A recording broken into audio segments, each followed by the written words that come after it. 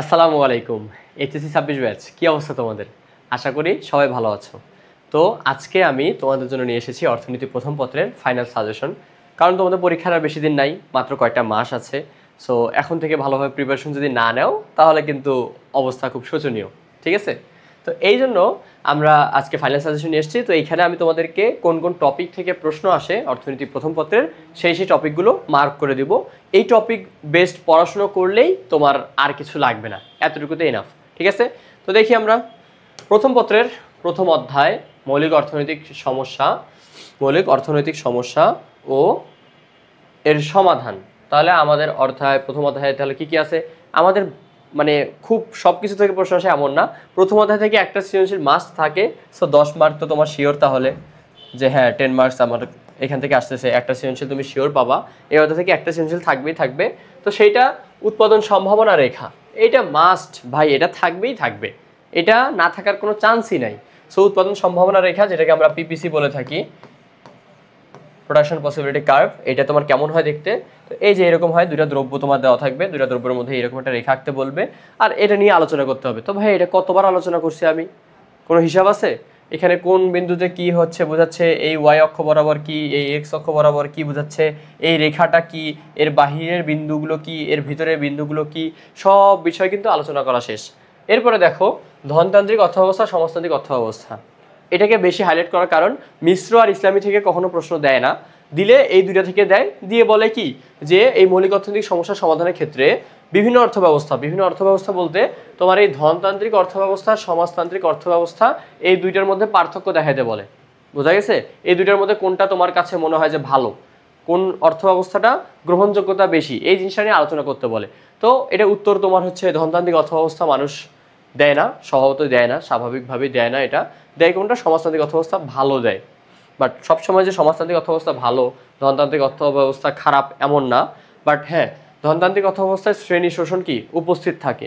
তো এই সব বিষয়গুলো নিয়ে আলোচনা করার মাধ্যমে তুমি অ্যান্সার করবা ঘ নাম্বারে। কোন নাম্বারে? ঘ। তাহলে গ ঘ এই দুটো থেকে চলে আসতেছে।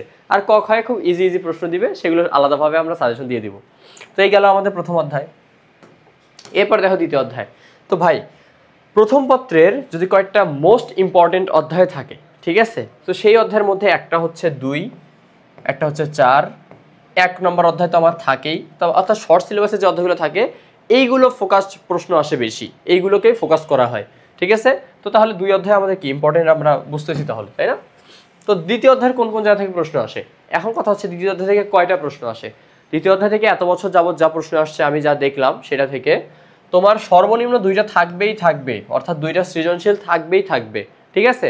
এছাড়াও তোমার কোথাও 3টা সৃজনশীল আসে, কোনো বোর্ডে 3টা সৃজনশীল দেয়, অর্থাৎ যেখানে তোমার কঠিন করতে চায় যে বোর্ডে প্রশ্ন, সেই বোর্ডে একটু বেশি দিয়ে থাকে। ঠিক আছে? তো 2টা তো শিওর থাকবে। তো 2টা কোন কোন জায়গা থেকে থাকবে ভাইয়া? একটা তোমার এই উপযোগ রিলেটেড একটা থাকবে শিওর, উপযোগ রিলেটেড একটা মাস্ট প্রশ্ন থাকবেই থাকবে। ঠিক আছে? তাহলে উপযোগ কি, উপযোগের ধারণাগুলো, মোট উপযোগ, প্রান্তিক উপযোগ, এই সব সম্পর্কে চিত্র কেমন কি হয় না হয় এগুলো নিয়ে আমাদের অবশ্যই আলোচনা করতে হবে। তো এইখানে চার চিত্রটা কেমন হয় আমি একটু দেখাই দিই যদি তোমাদেরকে। তো এইরকম একটা চিত্র থাকে, সেখানে আমাদের মোট উপযোগটা কেমন হয়? মোট উপযোগটা হয় এইরকম, এই রিলেটেড এইরকম করে উঠে, আর প্রান্তিক উপযোগ এদিকে নিচে যায়। তো যেখানে ছেদ করে সেই বরাবর বিন্দুটা হচ্ছে সর্বোচ্চ বিন্দু, এখানে সর্বোচ্চ। তো টোটাল ইউটিলিটি যেখানে সর্বোচ্চ হয়, মার্জিনাল ইউটিলিটি সেখানে কি হয়? মার্জিনাল ইউটিলিটি সেখানে 0 হয়। তো এই বিষয়গুলো নিয়ে আলোচনা করতে হয়। এগুলোকে প্রথমে সূচি আকারে করতে হয়, এরপরে সমীকরণ থেকে সূচি থেকে চিত্র, এতটুকুই, আর তো কিছু নাই, তাই না? তো এই সব বিষয়গুলো নিয়ে আলোচনা করে এখান থেকে শিওর একটা সৃজনশীল তোমাদের থাকবে। এরপরে দেখো কি থাকবে? প্রান্তিক উপযোগ বিধি, লেখচিত্র অঙ্কন। সো এই বিষয়গুলো তো আমি দেখাই দিলাম। এরপর আর একটা, যেটা যদি কঠিন প্রশ্ন করতে চায়, টাফ কোয়েশ্চেন করতে চায়, তাহলে স্থিতিস্থাপকতা, অর্থাৎ যেটাকে আমরা বলে থাকি ইলাস্টিসিটি থেকে প্রশ্ন করবে। তো ইলাস্টিসিটি কয় ধরনের? 3 ধরনের। একটা হচ্ছে প্রাইস ইলাস্টিসিটি, একটা হচ্ছে ইনকাম ইলাস্টিসিটি, আর একটা হচ্ছে ক্রস প্রাইস ইলাস্টিসিটি। দাম স্থিতিস্থাপকতা, আয় স্থিতিস্থাপকতা, আর আর স্থিতিস্থাপকতা। তো প্রশ্ন যদি আসে এখানে তোমাকে হয়তো বা ইলাস্টিসিটি বের করতে দিতে পারে। তো সূত্রটা কি? Del q by del p into p by q, তাই তো? এই সূত্র দিয়ে তুমি শেষ বের করে দিবা, এটা শেষ। এটা গেল কি দাম। প্রাইস থাকলে পি, আর যদি ইনকাম থাকে তাহলে পি এর জায়গায় কি হবে? পি এর জায়গায় কি হবে? তাহলে ওয়াই হবে ভাই, এই এতটুকু ইজি। ঠিক আছে? ওয়াই। তো এই গেল আমাদের কি সূত্র। তো ক্রস প্রাইস ইলাস্টিসিটিটা আসার বেশি চান্স আছে, অর্থাৎ আড়াআড়ি দুইটা দ্রব্যের মধ্যে দেখাতে বলতে পারে।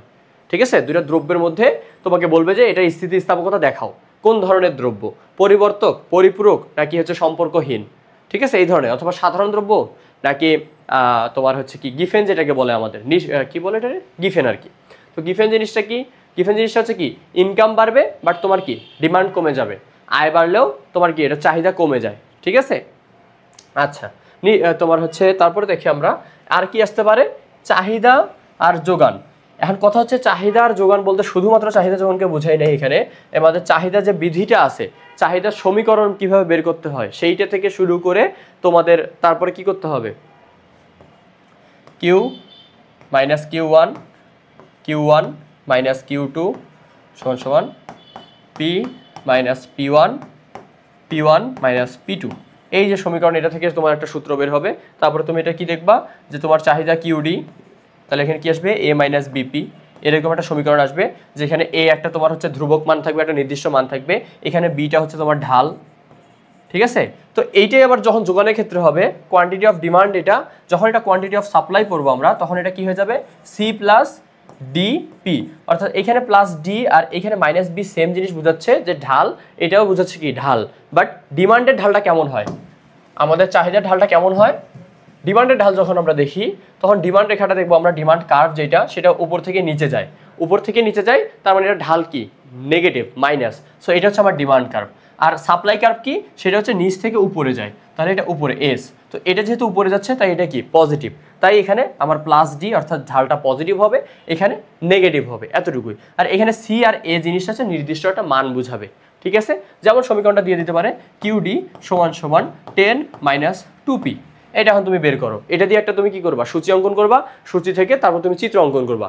সমীকরণ দেওয়া আছে, সূচি অঙ্কন করবা, চিত্র অঙ্কন করবা, শেষ। তোমার একটা ভারসাম্য দাম বের করতে বলবে। সো এই যে বিন্দুটা মিলিত হচ্ছে, এই বিন্দুটা ইকুইলিব্রিয়াম পয়েন্ট অর্থাৎ ভারসাম্য বিন্দু, এইখানে তোমার যে দামটা আসবে এই দামটা তোমাকে বের করতে হবে। ঠিক আছে, তো এটার জন্য কি করবে, তোমাকে দুইটা সমীকরণ দেওয়া থাকবে, একটা হচ্ছে ডিমান্ডের, একটা হচ্ছে কি সাপ্লাইয়ের। তো কিউ এর সমান সমান একটা দিয়ে দিতে পারে যে 20 প্লাস 4P, এরকম একটা সামথিং দিয়ে দিবে। বাট এই দুটোর মধ্যে কি মিল থাকবে। তো আমরা কি জানি ভারসাম্য কোথায় হয়, যেখানে ডিমান্ড আর সাপ্লাই সেম থাকে, অর্থাৎ QD is equal two QS যেখানে হবে সেখানে তোমার কি হবে, ভারসাম্য দাম আর ভারসাম্য পরিমাণ তুমি এখানে পেয়ে যাবা। সো খুব ইজি, এগুলো আমি দেখাই দিছি। ঠিক আছে, তো একবার বলে দিলাম এই ধরনের প্রশ্ন আসবে, এগুলো বাইরে কোনো প্রশ্ন দেয় না। তৃতীয় অধ্যায় থেকে তোমরা একটা সৃজনশীল পাবা, একটা সৃজনশীল অর্থাৎ 10 মার্ক। আর এখান থেকে তোমার এমসিকিউ অনেক বেশি আসে, তো এর আগের বছর 7টা থেকে 8টা প্রশ্ন আসছে, এবছর হয়তো বা 4টা থেকে 5টা দিয়ে দিতে পারে,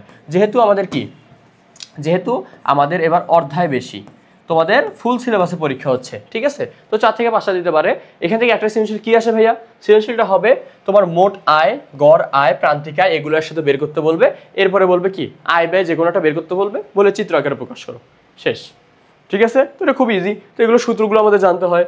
মোট আয় মানে কি, টোটাল আয়, টিআর, তো TR is equal to AR গুণন কিউ, এআর সমান সমান কি, এআর সমান সমান টিআর ডিভাইডেড বাই কিউ, ভাগ করলে এসে যায় আমাদের অ্যান্সার। তো মার্জিনাল রেভিনিউ কি, তো মার্জিনাল আয় যেটা প্রান্তিক আয়, সেটা সমান সমান কি, তাহলে এটাকে আমরা কি বলে থাকি, ডেল টিআর, অর্থাৎ মোট আয়ের যতটুকু পার্থক্য ডিভাইডেড বাই মোট পরিমাণের পার্থক্য। এটাকে এইভাবে বলে। আবার অনেকে কিভাবে বলে যে টিআর দ্বিতীয়টা থেকে টিআর প্রথমটা বাদ দাও, পরেরটা থেকে আগেরটা বাদ দিলেও আমরা কি মার্জিনালি পাই। ঠিক আছে, তো এইভাবে একটা তোমার কি আসবে, সৃজনশীল আসবে। ঠিক আছে, এরপরে দেখো চতুর্থ অধ্যায়, বললাম না খুব গুরুত্বপূর্ণ অধ্যায়ের মধ্যে যদি থাকে কোনো অধ্যায়, তার মধ্যে সেটা কি কি 2 আর 4, এটা থেকে প্রশ্ন তোমার শিওর থাকবে। তাহলে চতুর্থ অধ্যায়ের কোন কোন প্রশ্ন আসে ভাইয়া, টপিক দেখো খুবই কম, পূর্ণ প্রতিযোগিতামূলক বাজার, একচেটিয়া বাজার, অর্থাৎ তোমাকে এই দুটো পড়লেই হবে। আমি প্রশ্ন দেখাই দিচ্ছি এখন, মানে টপিকগুলো দেখাই দিচ্ছি, ভবিষ্যতে প্রশ্ন দেখাই দেবো ইনশাআল্লাহ। ঠিক আছে, তো কীরকম আর প্রশ্ন দেখাবো কি, আমি তো ক্লাসে সব বলেই দিই সুন্দর মতো। তো পূর্ণ প্রতিযোগিতামূলক বাজারে 3টা সিচুয়েশন থাকে, হয় কি হবে অস্বাভাবিক মুনাফা, না হয় স্বাভাবিক মুনাফা, না হয় কি ক্ষতি। তো চিত্রগুলো কেমন হয়, এরকম কিছু একটা হয়, তাই তো, এরকম কিছু একটা আসে। এটা কি এখানে তোমার লস হচ্ছে নাকি আয় হচ্ছে নাকি হচ্ছে সব দেখানো যায়। এটা গেল কি আমার পূর্ণ প্রতিযোগিতামূলক বাজারের চিত্রটা। আর অপূর্ণ প্রতিযোগিতামূলক বাজার, যেটাকে আমরা একচেটিয়া বাজার বলে থাকি। তো এইখানে আবার প্রশ্নটা কি, এ আর এই রেখাটা, এটা মাথায় রাখবা, এমসিকিউ আসে, এ আর এর নিচে এম আর থাকে। ঠিক আছে, তো এখানে তোমার এখন এসি এমসি যেভাবে যেটা থাকে দাগ টাগ দিয়ে আমার কি চলে আসে, তো এই স্বাভাবিক, শেষ। এই গেল আমাদের কি দুইটা ধরনের প্রশ্ন থাকে। তো একচেটিয়া বাজার থেকে এটা মানে হাই প্রবাবিলিটি আছে, আসার চান্স আছে। সেটা কি যে তোমার ক্ষতি হওয়া সত্ত্বেও ক্ষতি স্বীকার করেও ফার্ম কতক্ষণ উৎপাদন করবে। তো এটা খুব ভালোভাবে বুঝাই দিছি যে অ্যাভারেজ ভেরিয়েবল কস্টের থেকে আমার কি বেশি হইতে হবে দাম, ঠিক আছে। তো এই গেল আমাদের কি চতুর্থ অধ্যায়। পঞ্চম অধ্যায় এবার হচ্ছে ফুল সিলেবাসের অংশ। তো এই অধ্যায়গুলো লাস্ট তোমার 19 সালে প্রশ্ন আসছিল এরকম টাইপের। তো এইগুলো থেকে আসলে কি এবছর যে তোমার একটা করে গোটাল সৃজনশীল দিয়ে দিবে এমন কিছু বলা যাচ্ছে না, যদিও আসে এটা থেকে কিছু অংশ, মূলধন থেকে কিছু অংশ, তো এইরকম মানে মিক্সচার টাইপের আসতে পারে। আর যদিও আসে একটা আসবে সর্বোচ্চ একটা, ঠিক আছে। তো এইখানে আসলে আসার মতো টপিক তেমন নাই। টপিকটা কি শ্রমের চাহিদা ও যোগানের আলোকে লেখচিত্র অঙ্কন। সেম আবার কি শ্রমের চাহিদা যোগান দিয়ে তোমার লেখচিত্র অঙ্কন করে শ্রম বাজারে মজুরি কিভাবে হয়, তো ওয়েজেস কিভাবে নির্ধারণ করে, এগুলো আমরা দেখাই দিছি। এই রিলেটেড পড়াশোনা করলেই হবে। তোমরা যারা এখনো পড়ো নাই তোমরা আমার গত ক্লাসগুলো দেখতে পারো, ঠিক আছে। আর যারা এখনো ভর্তি হও নাই ক্লাসে, মানে এখনো আমাদের কোর্সে ভর্তি হও নাই, তারা জলদি ভর্তি হয়ে যাও, কারণ ভাই আমাদের ক্লাস কিন্তু শুরু হয়ে যাবে। আর এই অধ্যায়গুলো সুন্দর মতো মানে একদম সুন্দর মতো তোমাদেরকে পরিবেশন করা হবে তোমাদের সামনে, ঠিক আছে। তো এই জিনিসগুলো যদি তোমাদের সমস্যা হয় আমি বলবো তোমরা আমাদের কোর্সে ভর্তি হতে পারো। ক্লাস করে দেখছো অলরেডি আমরা ফ্রি ক্লাস নিছি, যদি কেউ না করে থাকো তারা আবার করতে পারো। দেখো ভাইয়ারা কেমন পড়াইছি, আমি কিভাবে পড়াচ্ছি, সো এই বিষয়গুলো নিয়ে ধারণা নাও।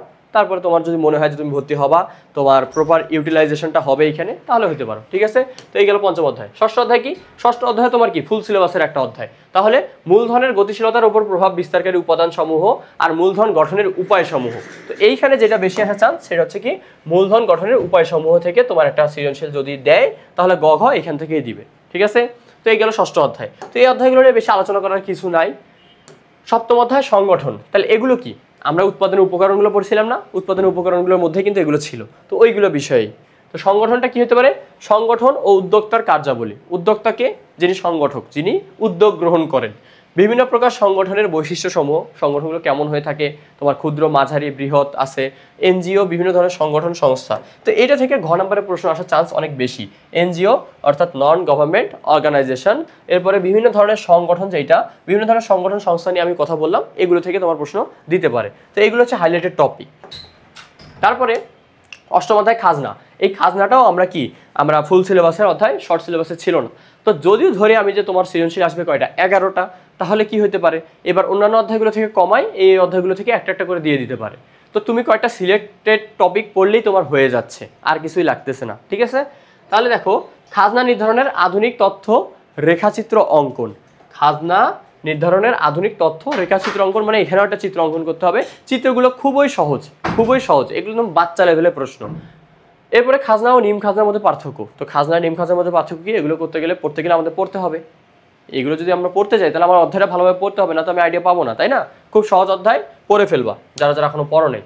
এবার আসি আমরা খুবই ইন্টারেস্টিং টপিক আর ইম্পর্টেন্ট একটা অধ্যায়, সেটা হচ্ছে নবম অধ্যায়, যেখানে তোমার অনেক জায়গায় দুইটা প্রশ্ন আসে, একটাও আসে, দুইটা একটা, সর্বোচ্চ দুইটা আসে, দুইটার বেশি কোথাও আসে না। তাহলে এখানে তোমার একটা সৃজনশীল ধরে রাখো শিওর। তো একটা তোমার এখানে শিওর হয়ে যাচ্ছে, সামগ্রিক আয়, অ্যাগ্রিগেট ডিমান্ড অথবা aggregate revenue income, aggregate income যেটাকে বলা হয়। সো ইনকাম হিসাবে জিডিপি, জিএনআই, এনএনআই এর মধ্যে ধারণা, মানে এগুলো সম্পর্কিত আসে। তো তোমার দুই জায়গায় আসে, জিডিপি আর জিএনআই দিয়ে দেয়। জিডিপি সমান সমান কি আসে আমরা জানি, সি প্লাস আই প্লাস জি, ঠিক আছে, বদ্ধ অর্থনীতিতে এগুলো দেয়। তো এরপরে জিএনআইটা কি? জিএনআই হচ্ছে কি এখানে এক্স প্লাস এক্স মাইনাস এমটা যুক্ত হয়, ঠিক আছে, অর্থাৎ আমদানি রপ্তানিকে আমরা যুক্ত করে দিই। এরপরে বলে দিবে যে তোমার যদি কনজামশন ধরো দ্বিগুণ হয়ে গেছে তাহলে তোমার জিডিপির পার্থক্যটা কেমন হবে জিএনআই এর সাথে, তখন কি তোমার জিডিপি বেশি হচ্ছে নাকি জিএনআই বেশি হচ্ছে, জাস্ট কি একটু পার্থক্য বের করতে দিবে, ঠিক আছে, আর কিছুই না। তো এটা তুমি বের করে দিবা। একটা জিনিস মাথায় রাখবা, কোনো দেশের জিডিপি যদি বেশি হয়, জিডিপি থেকে জিএনপি অথবা জিএনআইটা বেশি হওয়া ভালো। Gross national income, national income মানে কি আমাদের দেশীয় ভাইদের দ্বারা ইনকাম, সে যে দেশেই থাকুক, তো এটা আলটিমেটলি আমার দেশে আসবে। আর জিডিপি বেশি হওয়া মানে কি এখানে আমার দেশি বিদেশি সবাই আছে। জিডিপিটা কখন হয়? যখন একটা কি নির্দিষ্ট ভূখণ্ডের মধ্যে ইনকাম হয়, মানে উৎপাদন হয় ওই জায়গাটায়, গ্রস ডোমেস্টিক প্রোডাক্ট। সো এটা হলে কি হয়, অনেকে বিদেশি থাকে, তারা কি টাকাটা ওদের দেশে পাঠায় দেয়, তো এতে করে আমার দেশ থেকে টাকাটা চলে যাচ্ছে, তো এটা কখনোই ভালো না, ঠিক আছে। তো এই গেল আমাদের জিডিপি আর জিএনআই পার্থক্য। এরপরে কোন ধরনের প্রশ্ন আসে, সামগ্রিক ব্যয়ের অংশ হিসেবে ভোগ, সঞ্চয়, বিনিয়োগ, সরকারি ব্যয়ের ধারণা, তো এগুলো থেকে আসে। এরপরে কি আবদ্ধ অর্থনীতিতে লেখচিত্র অঙ্কন করে ভারসাম্য আয় নির্ধারণ, মানে আমরা এগুলো পড়ে আসছি। তোমার এখানে ভোগ রিলেটেড একটা তোমার প্রশ্ন থাকতে পারে, যেটাকে আমরা কি স্বয়ংভূত ভোগ প্ররোচিত ভোগে ভাগ করে নিয়েছিলাম। আমাদের চিত্রটা এমন ছিল, একবার দেখা দিচ্ছি যাদের মনে নাই। তো চিত্রটা এমন ছিল, এখানে তোমার আরেকটা যুক্ত হয়, আবার এরকম যুক্ত হয়, মানে এটা কি তোমার হচ্ছে সি প্লাস আই, আবার যখন জি যুক্ত হয় তখন কি সি প্লাস আই প্লাস জি, ঠিক আছে। তো এই জিনিসগুলো যুক্ত হয়, তখন কি আমার ভারসাম্যটা প্রথম অবস্থায় এখানে ছিল, পরে যখন আরও যুক্ত হয়েছে ইনকাম বাড়ছে, তো এতটুকু আমার কি ছিল, এতটুকু ছিল আমার কি অটোনোমাস অর্থাৎ স্বয়ংভূত ভোগ, যেটা আমার ইনকাম না থাকলেও কি করতে হয়, ভোগ করতে হয়। ইনকাম যখন ইনকাম জিরো হইলেও আমাকে এতখানি ভোগ করতে হচ্ছে, ঠিক আছে। তো এটা ছিল কি অটোনোমাস অর্থাৎ স্বয়ংভূত। তো এইটা বাদে তারপর যখন আমার কি ইনকাম বাড়তেছে, প্রয়োজিত ভোগটা সেটা আমার কি ইনকাম বাড়ার সাথে সাথে নির্ভর করতেছে, ইনকাম বাড়লে প্রয়োজিত ভোগ বাড়বে, না হলে বাড়বে না। তাহলে এইখানে ইনকাম বাড়ছে, আবার উঠে গেছে, আবার উঠে গেছে, অর্থাৎ কি যখন আমার সি প্লাস আই ছিল, মানে কনজামশন প্লাস ইনভেস্টমেন্ট অর্থাৎ ভোগ আর বিনিয়োগ ছিল, তখন এতটুকু ছিল। সাথে সাথে আমার গভর্নমেন্ট এক্সপেন্ডিচারটা যখন বাড়ছে, তখন কি হয়েছে, আমার এটা আরও বেড়ে গেছে, উপরের দিকে উঠে গেছে। একটা জিনিস মাথায় রাখবা, এই রেখাটা এই ভোগ রেখাটা কখনোই তোমার কি হবে না, 45 ডিগ্রি হবে না, এই বরাবর কখনোই উঠবে না, এটা ভুল। 45 ডিগ্রি কখনোই উঠবে না, এই রেখাটা তোমার সম্ভব না, ঠিক আছে। 45 ডিগ্রি হবে না কেন, কারণ এটা হওয়া মানে কি বোঝায় জানো, তুমি যতটুকু ইনকাম করতেছো ততটুকু তুমি কনজাম করতেছো, কিন্তু স্বাভাবিকভাবে দেখতে গেলে আমরা যতটুকু ইনকাম করি ততটুকু আমরা কি ভোগ করি না, ঠিক আছে। আমরা ইনকাম করলে কিছু অংশ কি করি, কিছু অংশ কনজিউম করি, ভোগ করি, কিছু অংশ সেভিংস করি, সেভিংস অর্থাৎ আমরা সঞ্চয় করে রেখে দিই, ঠিক আছে। এই জিনিসটা তোমাকে বুঝতে হবে। তো এই সঞ্চয়টাকেই সব ক্ষেত্রে তুমি এস ইকুয়াল আই বলতে পারবা না, যে আমি যতটুকু সঞ্চয় করি ততটুকু ইনভেস্ট করি, না, আমি সঞ্চয়ের যতটুকু বিনিয়োগ করতে চাচ্ছি অথবা আমি চাই যে ব্যয় করতে, ঠিক আছে, কোনো উৎপাদন কাজে লাগাইতে যাচ্ছি, ততটুকুকে তুমি কি বলতে পারবা, ইনভেস্টমেন্ট বলতে পারবা। তো সি আবার করলে কি হয়, অর্থাৎ যখন আমরা কি সেভিংস রেখাটা দেখি, তো সেভিংসটা আবার নেগেটিভ থেকে ওঠে, কারণ আমার প্রথম অবস্থায় কি ওই যে স্বয়ংভূত ভোগ ছিল। সো স্বয়ংভূত ভোগ যখন আসে, মানে আমার ইনকাম না থাকা সত্ত্বেও কি আমি ভোগ করতেছি, তো এই টাকাটা কি আমার ঋণী না, আমি তো ইনকাম করতেছি না, তাও আমি ভোগ করতেছি, তো এই টাকাটা আমি ঋণী, সো এই টাকাটা আমাকে শোধ দিতে হবে, তাই আমি প্রথমে কি নেগেটিভে থাকি, এরপরে এই দিক দিয়ে উঠি, ঠিক আছে, মনে থাকবে। তো এইটা হচ্ছে আমার কি সেভিংস রেখা। আর সি যেটা দেখলাম, সিটা আমার উপর থেকে ওঠে, অর্থাৎ আমার এখানে কি অটোনোমাস কনজাম্পশনটা থাকে, ঠিক আছে। এই দুটো হচ্ছে পার্থক্য। এই পয়েন্টে এসে আমার ইনকাম যখন আমার শুরু হয় তখন আমি এখানে কি জিরোতে থাকি, ঠিক আছে। এরপরে আমার আস্তে আস্তে সেভিংস বৃদ্ধি পায়। এই গেল আমার কি নবম অধ্যায়। তো নবম অধ্যায় থেকে দুইটা সৃজনশীল, দুই ধরনের টপিক আসতে পারে, জিডিপি জিএনআই এই রিলেটেড, আর একটা হচ্ছে কি কনজাম্পশন সেভিংস রিলেটেড, ঠিক আছে। এরপরে লাস্ট অধ্যায় দশম অধ্যায় মুদ্রা ও ব্যাংক, খুব ইন্টারেস্টিং একটা টপিক। এখান থেকে প্রশ্ন প্রত্যেকবার আসছে আর আসবেও, এটা আমি শিওর, ঠিক আছে। কেউ যে কিছুই না পড়ো, এই আরভিং ফিশারের তত্ত্বটা পড়িও, আরভিং ফিশারের তত্ত্বটা, ঠিক আছে। MV equal PT, MV equal PT. তো এই এমভির মধ্যে এটাকে এমভি প্লাস M1 V1 যুক্ত করা হয় পিটি। এটা কী জিনিস সেটা আমরা সুন্দর মতো বলছি, এখন এখানে আলোচনা করার কিছু নাই। এখান থেকে তোমার এই পিটা বের করতে বলবে, তাহলে পিটা বের করতে বলে টিটা কি নিচে চলে আসবে, টিটা ভাগ হয়ে যাবে, তোমার কাজ এতটুকুই বের করা, আর কিচ্ছু না ভাইয়া, সব দেওয়াই থাকবে। এরপরে বলবে যে M1 এর মান, ধরো এখানে M এর মান দেওয়া আছে 500, V এর মান দেওয়া আছে 10, M1 এর মান দেওয়া আছে 100, আর V1 এর মান দেওয়া আছে 5। এখন বললো প্রথম অবস্থায় এটার পি তোমার কত হবে বের করতে বলবে। তো এখানে তোমার টি এর একটা মান দেওয়া থাকবে, তো আমরা ধরে নিলাম টি সমান সমান 50 দেওয়া আছে, ঠিক আছে। এখন প্রথম অবস্থায় তুমি একটা বের করলাম, মান আসলো। এরপরে বলবে কি এই 100টা যদি তোমার 200 হইতো, তখন তোমার কি পরিবর্তন হইতো, দামের কি পরিবর্তন হইতো, অর্থের মূল্য আর অর্থের পরিমাণের মধ্যে কি পার্থক্য হইতো। তো আমরা জানি মুদ্রাস্ফীতি হলে কি হয়, অর্থের পরিমাণ বাড়ে, অর্থের মূল্য অর্থাৎ ক্রয় ক্ষমতা কমে যায়, তাই তো। তো এই রিলেটেড একটা কোশ্চেন থাকবে আরভিং ফিশারের তত্ত্বটা, শিওর থাকো। এরপরে যদি ব্যাখ্যামূলক কিছু থাকে তাহলে কি থাকবে, সেটা কেন্দ্রীয় ব্যাংক রিলেটেড। কেন্দ্রীয় ব্যাংক মানে কি, সবার বিবি না, ওই বিবি না, তোমার বিবি আমার বিবি এই বিবি না, এটা হচ্ছে বিবি অর্থাৎ বাংলাদেশ ব্যাংক। বাংলাদেশ ব্যাংক যেটাকে নিকাশ ঘর বলা হয়, এবং এটা হচ্ছে কি সকল ব্যাংকের অভিভাবক, ঠিক আছে। এইখান থেকে তোমার কি যত ধরনের তোমার কি মানে তোমার নীতি প্রণয়ন করা হয় সব কেন্দ্রীয় ব্যাংক থেকে করা হয়, ঠিক আছে। তো অর্থনীতিটা দেখাশোনা করেই আমাদের কেন্দ্রীয় ব্যাংক। এরপরে বিভিন্ন ধরনের বাণিজ্যিক ব্যাংক আছে, তো এগুলো আমাদের সাধারণ জ্ঞান পড়তে হবে, কত ধরনের বাণিজ্যিক ব্যাংক আছে, কয়টা আছে, মোট ব্যাংক কয়টা, মোট ব্যাংক 62টা, বাণিজ্যিক ব্যাংক আছে 43টা, এরপরে স্পেশালাইজড ব্যাংক কয়টা, বিশেষায়িত ব্যাংক যেগুলো, সেগুলো আবার কোনটা কোনটা, কোথায় আছে, স্টক এক্সচেঞ্জ কোথায় আছে, এগুলো এমসিকিউর জন্য আমরা পড়তে হবে। সো আমি যেহেতু সিকিউর রিলেটেড বলতেছি, তো সিকিউর রিলেটেড যেহেতু বলতেছি একটু তাড়াতাড়ি বলতেছি যাতে ভিডিওটা শর্ট হয়, নাহলে আবার তোমরা দেখতে চাবে না, ঠিক আছে, এটা হচ্ছে সমস্যা। তো ভালো জিনিস মানুষ দেখতে চায় না। এরপরে অনলাইন ব্যাংকিং আর মোবাইল ব্যাংকিং। তো অনলাইন ব্যাংকিং আর মোবাইল ব্যাংকিং বলতে কোনগুলো বুঝেছে? অনলাইন অ্যাপের মাধ্যমে তুমি যেটা করতেছো সেটা, আর মোবাইল ব্যাংকিং বলতে বিকাশ, নগদ, রকেট যেগুলো আছে এগুলো বোঝাচ্ছে। তো এই ছিল তোমার প্রথম অধ্যায়ের সাজেশনমূলক ভিডিও, অর্থাৎ যেখান থেকে তোমার প্রশ্ন আসতে পারে এমসিকিউ কয়েকটা বলে দিলাম। তো এমসিকিউ আমরা আলাদাভাবে পড়ছি, ইনশাল্লাহ আবার পড়বো। তো যাদের মানে তাদের উদ্দেশ্যে বলতেছি যারা এখনো পড়াশোনা শুরু করো নাই, ভাইয়া এখনো সময় আছে, তোমরা চাইলেই পারবা, ঠিক আছে? যথেষ্ট সময় আছে। তো ইনশাল্লাহ আমি আশা করতেই পারি তোমরা এখন থেকে পড়াশোনা করবা। আর যতটুকু দিলাম, যতটুকু যে রিলেটেড দিলাম, তোমার এই স্পেসিফিক জায়গাগুলো থেকেই প্রশ্ন আসবে, এটা তুমি শিওর থাকো, ঠিক আছে? তো আজকে এই পর্যন্ত, সবাই সুস্থ থাকিও, ভালো থাকিও, আল্লাহ হাফেজ, টাটা।